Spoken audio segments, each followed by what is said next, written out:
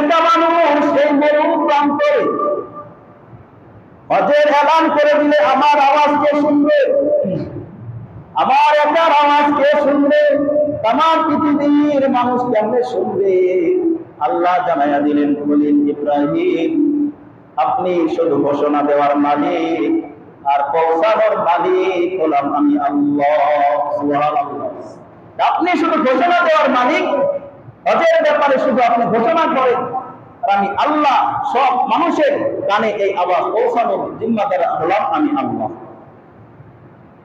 কিতাবে আছে ইব্রাহিম আলাইহিস সালাম আল্লাহর পক্ষ থেকে এই হুকুম পাওয়ার পরে মাকামে ইব্রাহিমে দাঁড়িয়ে কোন বর্ণনা এসেছে জাবালে কুবাইসের উপরে ইব্রাহিম পয়গম্বর দাঁড়িয়ে দুই কানে আঙ্গুল দিয়ে ডানে একবার বামে একবার পূর্ব পশ্চিমে, পূর্বে একবার পশ্চিমে একবার আল্লাহ তাআলার এই এলানটা শোনায়া দিলেন, হে পৃথিবীবাসী, তোমাদের উপরে তোমাদের রব খরচ করেছে, তোমাদের প্রভু এই দুনিয়াতে একটি ঘর নির্মাণ করেছে বাইতুল্লাহ, এই ঘরের হজ তোমাদের করতে হবে।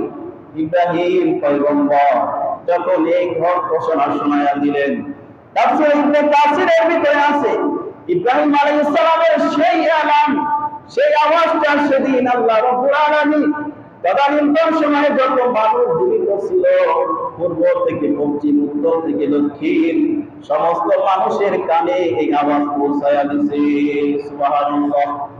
শুধু তাই নয়, তদানীন্তন সময়ে যারা জীবিত ছিল তারা শুধু তারাই শুনছে তা না, বরং ওই সময় যারা মায়ের পেটে ছিল, গর্ভ অবস্থায় যারা মায়ের পেটে ছিল সন্তান, এদের কানেও আল্লাহ এই ইব্রাহিম আলাইহিস সালামের এলান পৌঁছায়া দিয়েছে।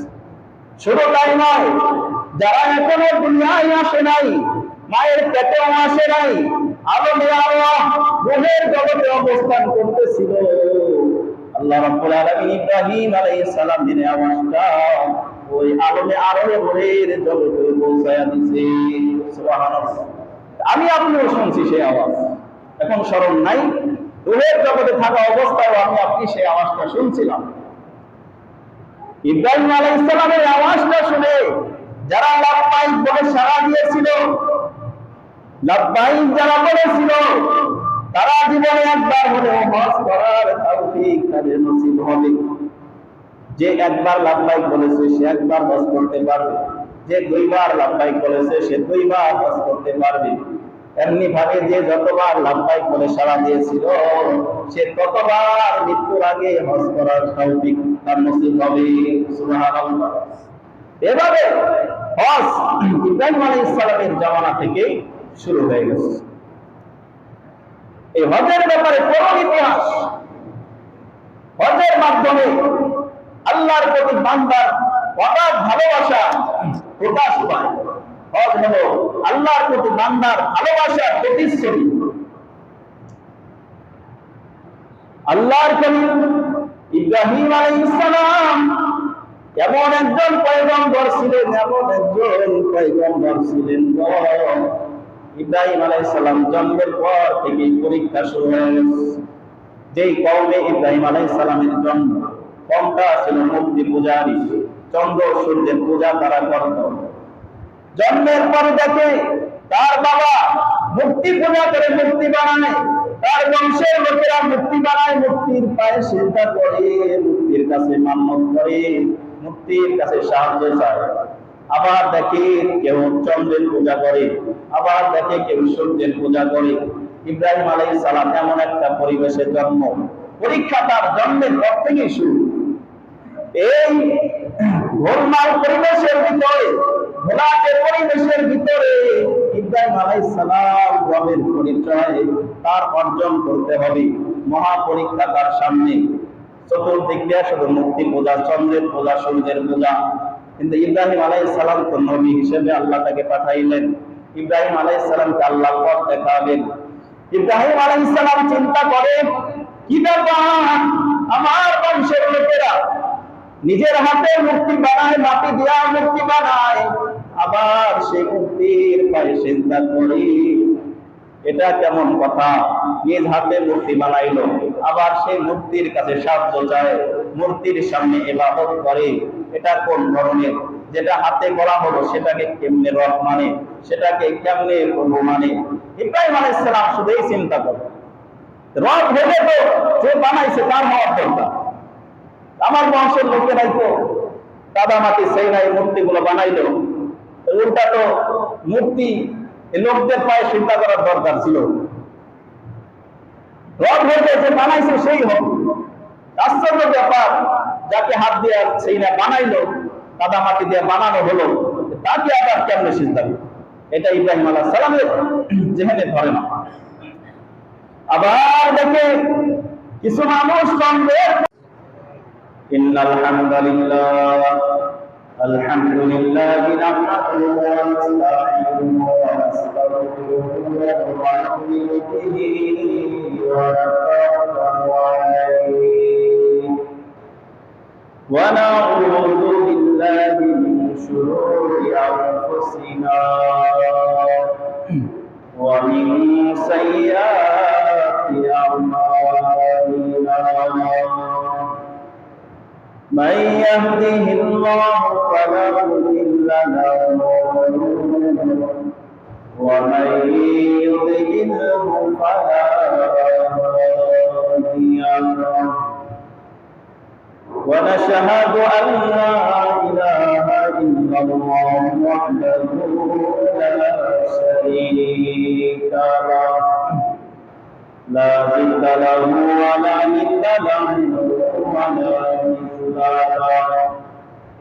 ونشهد أن سيدنا وسندنا وحبيبنا وطبيبنا وطبيب قلوبنا ومرشدنا ومولانا محمدا عبد الله ورسوله ونشهد أن سيدنا وحبيبنا ومحبوبنا ومرشدنا ومولانا محمد صلى الله تعالى عليه وعلى آله وأصحابه وبارك وسلم. أما بعد فقد قال الله تعالى في كلامه المجيد وفي فرقانه الحميد. أعوذ بالله من الشيطان الرجيم. بسم الله الرحمن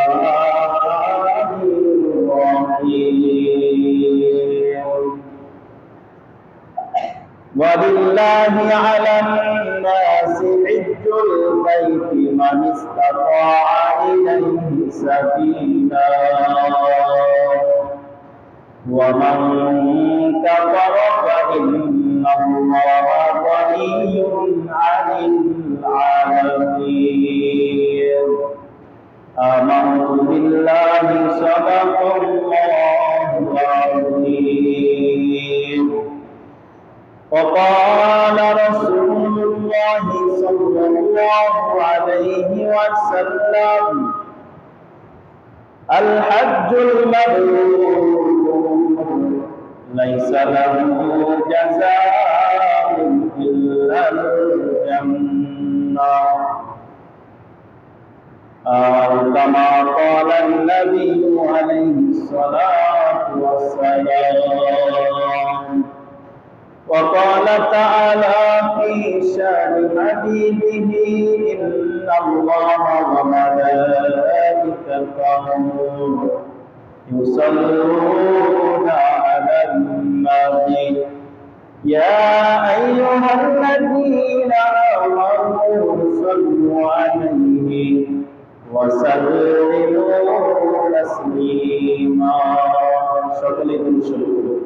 اللهم صل على محمد وعلى آل محمد كما صليت على إبراهيم وعلى آل إبراهيم إنك حميد مجيد اللهم بارك على محمد وعلى آل محمد كما باركت على إبراهيم وعلى آل إبراهيم إنك حميد مجيد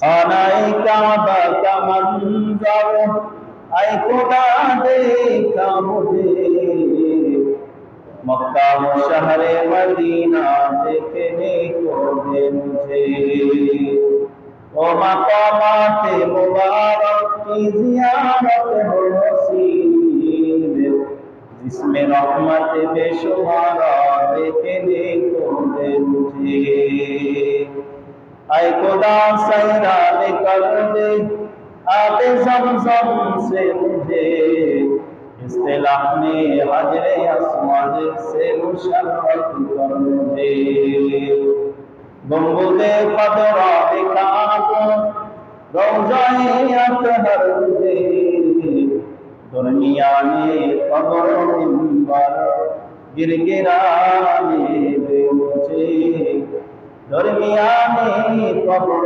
मिंबर गिरगिराने दे मुझे बलगना बिकमालिही कशफत तुजा बिजमालिही असनत जमीउ मिसालिही सल्लु अलैहि व आलिही मुअज़्ज़ज़ मुकर्रम काबिल एहतराम मुसल्लियान किराम আমরা সর্বপ্রথম সেই মনিবের অসংখ্য শুকর আদায় করছি যে মহান মনিব আমাদেরকে সপ্তাহের সর্বোৎকৃষ্ট দিন জুমার দিনে দুনিয়াবি ব্যতিব্যস্ততা থেকে ফারেক করে আগের ভাগেই আল্লাহ তাআলা পছন্দের স্থান দুনিয়ার ভিতরে সব থেকে নিরাপদ স্থান মসজিদে আসার বসার দিনে কিছু কথা বলা শোনার তৌফিক দান করলেন এই জন্য সেই মনিবের দরবারে সকলে আবেগ ভরা কণ্ঠে উচ্চ আওয়াজে সকলে শুকর পূজা করি আলহামদুলিল্লাহ। সম্মানিত সুধী, আল্লাহ তাআলার মহান একটি হুকুম মাহে রমজান মাস যাওয়ার পরে আল্লাহ তাআলার আরেকটি মহান হুকুম মুসলমানদের সামনে উপস্থিত হতে যাচ্ছে। ইতিমধ্যেই আল্লাহ তাআলার মহান আরেকটি হুকুমের মৌসুম শুরু হয়ে গিয়েছে। আরবিতে যে মাস এখন চলতেছে এই মাসের নাম হলো শাওয়াল মাস। শাওয়াল মাসের পরেই জিলহজ, এরপরে আসতেছে জিলহজ। জিলহজ মাসে আল্লাহ তাআলার মহান আরেকটি হুকুম হজ্জে বাইতুল্লাহ, হজ পালন, এটাও মুসলমানদের একটি বড় আমল, ফরজ আমল। আল্লাহ তাআলার ফরজ বিধান হজ্জে বাইতুল্লাহ মুসলমানদের সামনে উপস্থিত হতে যাচ্ছে। বর্তমানে যে মাস চলতেছে শাওয়াল মাস, এটাও হজ্জের মৌসুম। এই শাওয়াল মাস থেকেই হজ্জের প্রস্তুতি শুরু হয়ে যায়। ইতিমধ্যেই আল্লাহ তাআলা অনেক আশিকিন, জাকিরিন, মুহিব্বিন বান্দারা হজকে কেন্দ্র করে সব প্রস্তুতি শেষ করেছে। অনেকে রওনা হয়ে গিয়েছে। এই হজ আল্লাহ তাআলার ফরজ বিধান, আল্লাহ তাআলার মহান হুকুম। এই হজ নফল নয়, সুন্নাত নয় যে করলেও চলবে, না করলেও চলবে। সামর্থ্যবান মুমিন বান্দা এবং বান্দি যারা রয়েছে তাদের উপরে বছরে একবার, সারা জীবনে একবার এই হজ ফরজ। আজকে রোজা প্রতি বছরই খরচ, যাকাত প্রতি বছরই মুমিন বান্দাদের উপর খরচ হয়, মালদার বান্দাদের উপর, বান্দাবান্দিদের উপর খরচ হয়, কুরবানি প্রতি বছরই সাহেবে নিসাব মালদারের উপরে ওয়াজিব হয়। কিন্তু একটি আমল হজ্জে বাইতুল্লাহ, এই হজ সারা জীবনে একবার খরচ। কারণ এই হজ পালন একটি কষ্টনীয় কাজ। হজ পালন করতে অনেক ব্যয়বহুল খরচ বহন করতে হয়, অনেক দিন সময় লাগাতে হয়, অনেক কষ্টের কাজ সমাধান করতে হয়। হজ যেহেতু কঠিন একটি কাজ, এই কারণে আল্লাহ তাআলা বান্দার উপরে সহজ করলেন, সারা জীবনে একবার হজ খরচ। আল্লাহ নবীর সাহাবী একদিন নবীজি বয়ান করলেন যে, হে উম্মতেরা, তোমাদের উপরে আল্লাহ তাআলা হজ ফরজ করেছে। আল্লাহ নবীর একজন সাহাবী, নাম ছিল তার আকরা ইবনে হাবিস।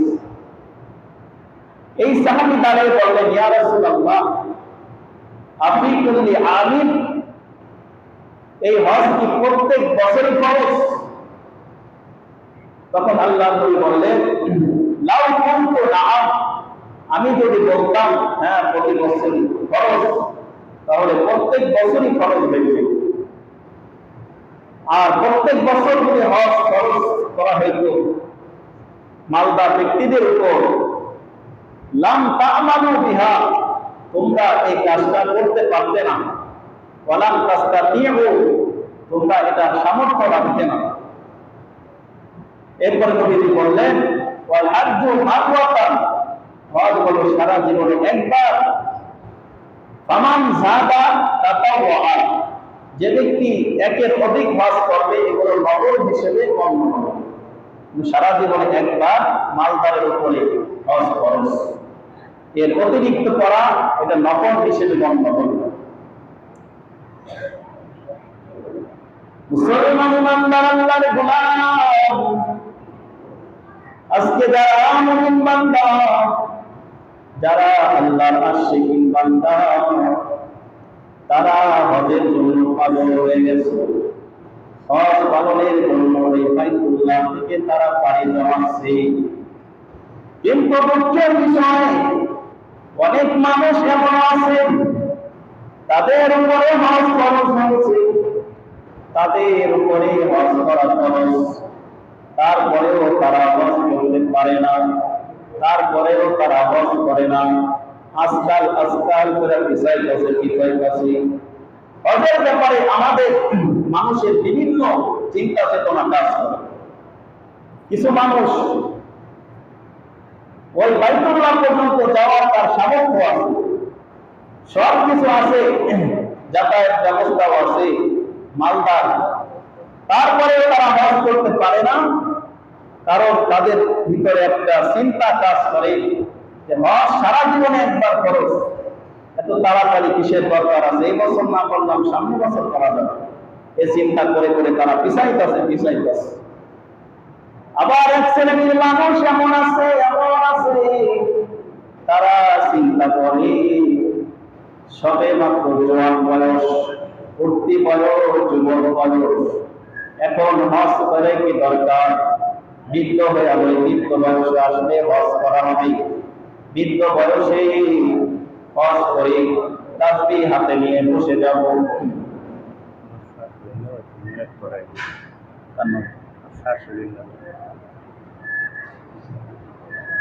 এই কারণে কিছু মানুষের চিন্তা হলো যে হজ সারা জীবনে একবার, যেহেতু এই কারণে যুবক বয়সে হজ করার দরকার নেই, বৃদ্ধ বয়স যখন আসবে তখন আমরা হজ পালন করব। আবার কিছু ব্যবসায়ী এমন আছে তারা যৌবন বয়সে হজ করে না। তার কারণ হলো তারা বনে বনে চিন্তা করে এখন মাত্র ব্যবসা শুরু করলাম, ব্যবসায়িক প্রতিষ্ঠান এখনো ভালো করে দাঁড় করাইতে পারি নাই। হজ যদি করি, হারাম ব্যবসা করা যাবে না। এখন তো ব্যবসা করি, হালাল হারামের কোনো ভেদাভেদ নাই। নকল পণ্য আসল পণ্য পরিচয় দিয়া ব্যবসা করি। হজ করলে তো আর আকাম কোকাম করতে পারবো না, মালে ভেজাল দিতে পারবো না। এই চিন্তা করে কিছু ব্যবসায়ী চিন্তা করে, ব্যবসাটা যখন চাঙ্গা হয়ে যাবে, ব্যবসাটা যখন চাঙ্গা হয়ে যাবে, ব্যবসাটা যখন আমার উন্নতি লাভ করবে, ব্যবসা করে গাড়ি করব, বাড়ি করব, সব কিছু করার পরে সব কিছু যখন শেষ হয়ে যাবে, তখন হজ করে আসবো। হজ করে এসে তাসবিহ হাতে নিয়ে মসজিদে বসে যাব, আর কোনো আকাম কুকাম করব না। এই চিন্তা করে এক শ্রেণীর ব্যবসায়ী তারা হজ থেকে পিছু হটতেছে, ঠিক কেনা বলে কম। তাদের চিন্তা হলো যে এখন তো ব্যবসা করতেছি হারাম পন্থায়, হালাল মালকে হারাম, হারাম মালকে হালাল পরিচয় দিয়ে ব্যবসা করতেছি। এখন হজ করলে তো এগুলো আর করা যাবে না, মালে আর ভেজাল দিতে পারবো না, অসাধু ব্যবসায়ী হতে পারবো না, সুতরাং উন্নতি লাভ করতে পারবো না, গাড়িও করতে পারবো না, বাড়িও করতে পারবো না। এই চিন্তা করে তারা কয় এখন হালাল হারাম জাত বিচার না করে ব্যবসা করি, ব্যবসাটা চাঙ্গায় উঠলে সব কিছু করবো, গাড়ি বাড়ি করে শেষ পর্যায়ে যায় হজ করে ভালো হয়ে যাবে। এই চিন্তা করে বসে আছে এক শ্রেণী ব্যবসায়ী। কিন্তু মুসলমান ইমানদার যেই মানুষেরা চিন্তা করে বৃদ্ধ হইলে হজ করব, আমি বলতে চাই বৃদ্ধ বয়স আপনার নসিব হবে না হবে এটা কোনো গ্যারান্টি নাই, এটার কোনো নিশ্চয়তা পৃথিবীর কেউ দিতে পারবে না। আগামীকাল আমি আপনি জীবিত থাকবো না না থাকবো, এই গ্যারান্টি দুনিয়ার কারো হাতে নাই। সুতরাং হজ করার আগেই যদি আপনার মৃত্যু হয়ে যায়, তাহলে আল্লাহর দরবারে জবাব দেওয়ার কোনো উপায় থাকবে না। এই চিন্তা যাদের আছে তারা বাদ দিতে হবে যে হজ সামনে বছর করবো, সামনে বছর করবো, এরকম যারা চিন্তায় আছে এই চিন্তা বাদ দিতে হবে। সামনে বছর যদি হজ না করে আপনার মারা যান, খরচ বিধান আপনার জিম্মায় থাকা অবস্থায় আপনি চলে গেলেন, যদিও সুযোগ আছে